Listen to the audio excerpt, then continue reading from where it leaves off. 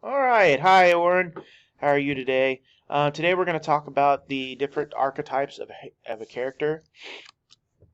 Okay, so we're going to talk about the archetypes or the different types of characters we have. So every story in the journey, whether it is set in a fictional world or in the house next door, all narratives in some way chronicles the universal human experience of growth and transition. A screenwriter's responsibility is to help guide the audience along this path with incredible and compelling ways. Enter the archetypes, first described by Swiss psychologist Carl Jung. Archetypes are a symbolic image and recognizes the collective unconsciousness of all people. Inspired by Carl Jung's ideas, screenwriter Christopher Vogler proposed in his book, The Writer's Journey, the archetypes commonly used to describe characters' personality should instead be used to describe influential forces within a narrative, and is considered archetypes in this manner. They become more effective and memorable in tools. So in order to understand what this guy is talking about, let's first take a look at Carl Jung's archetypes. Okay, so I want you to go ahead and pause this video and watch this video here of Carl Jung. Yeah, go ahead. I said pause it. Pause it. Hello. Okay, welcome back. Now, after watching that, let's kind of look and read at the some of the different types of character types here. Okay, one of the first ones that you always have in anything is you need a leader. This person is the person who takes charge, who makes the decisions, who leads the group on how to what to do. The main hero may not necessarily be the leader, but they are the ones who help pull the character along, who help the character move forward always. So, like if you're talking like an expedition movie, such as Atlantis. The two main characters on there aren't the leader, but the leader of the expedition group, he is the group leader, and he's the one who makes the decisions. So this character needs to be the one who's making actions, who is pushing that plot along. Great examples, of course, is Katniss Everdeen, and Harry Potter. They both make quick actions. They lead their people. And again, that doesn't have to be the hero, the main story person, but generally it is. Now, on your assignment that you'll do is I just want you to give a brief description of each of these 14 archetypes, and then I want you to give me an example not listed on here of a type of leader. Archetype number 2 is the wild card. This is not usually the hero at all. This character doesn't even play a big major role in the story. They're kind of used as plot devices. They come in, they may be for or against the character, or they may do both in the same story. They may at first be opposing the character, and then they'll come in and help the character. The wild card or the outsider usually causes some sort of chaos for the character when they have an introduction. Although Luna Lovegood is a good example of this, because you're not really for sure what she's going to do at any given time, but she does help Harry almost 100%. The caregiver is exactly what it says. It's the person who takes care of the people in the group, or the hero. The hero itself can even be a caregiver, but they make sure that the people that are around them are safe. They take care of them.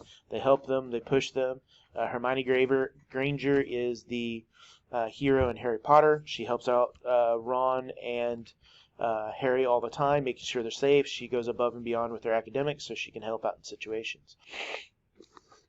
The rebel can be a hero, but the rebel is someone who wants to change something, who wants to fix something for the betterment of the people.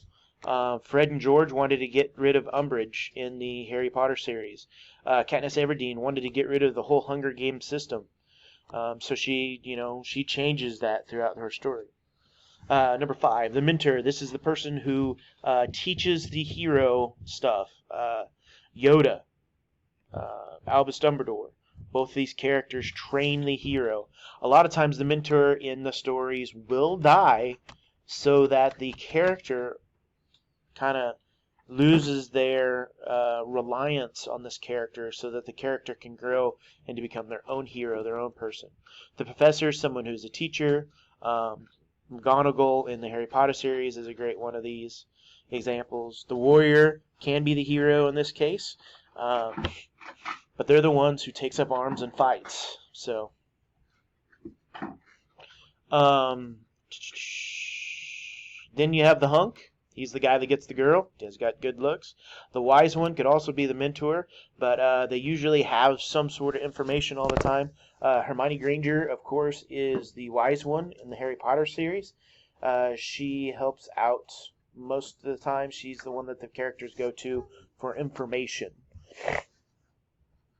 The orphan, for some reason, is pretty prevalent in Disney movies. But a lot of times writers will kill off the parents of a character in order to make people have empathy for that hero. However, it seems like in Disney movies, like in Snow White, the parents always die. I mean, even in the movie Frozen, the parents die.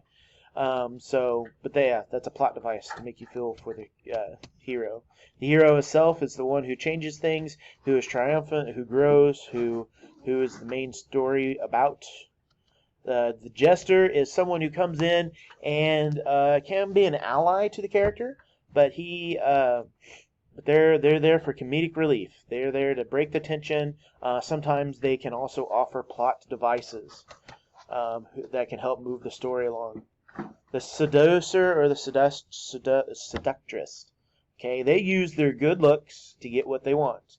The Black Widow will throw on her charm to subdue a male bad guy, and that is what they do. A lot of times the seducer will want to try to get information or something from the character, and they will seduce them.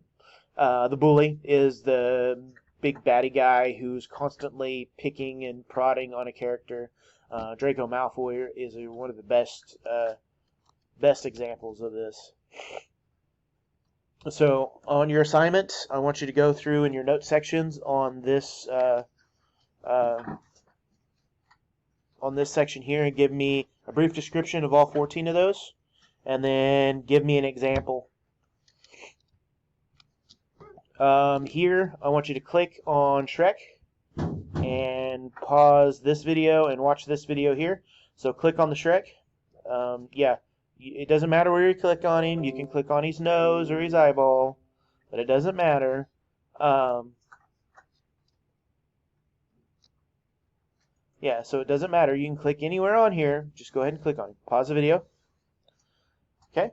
All right. Now we're going to take a look, and if you click on this one here, it should take you to this website here. Okay, and this actually tells you about the different heroes' journey archetypes here. A lot of them are the same from what we just talked about, so it should be pretty easy. But I want you to go through here, and I want you to read these, and then on your slides down here, I want you to make a slideshow. Make a slide that shows example. So do one slide.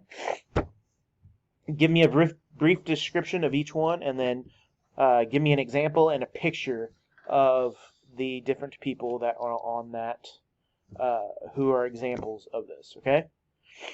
All right. So and tell me how that example is or fits that archetype. All right, or I did get a webcam to start doing D&D tomorrow. Hopefully at 5, I will send, or hopefully at noon, I will send you a link to a Zoom meeting, and we will see about playing Dungeons and Dragons online tomorrow. I will send you a pre-made character sheet that I want you to use, and we'll talk about making your character with the class, and then if there's enough time left over, we'll play. I hope you have a good day, and I'll talk to you tomorrow. Bye.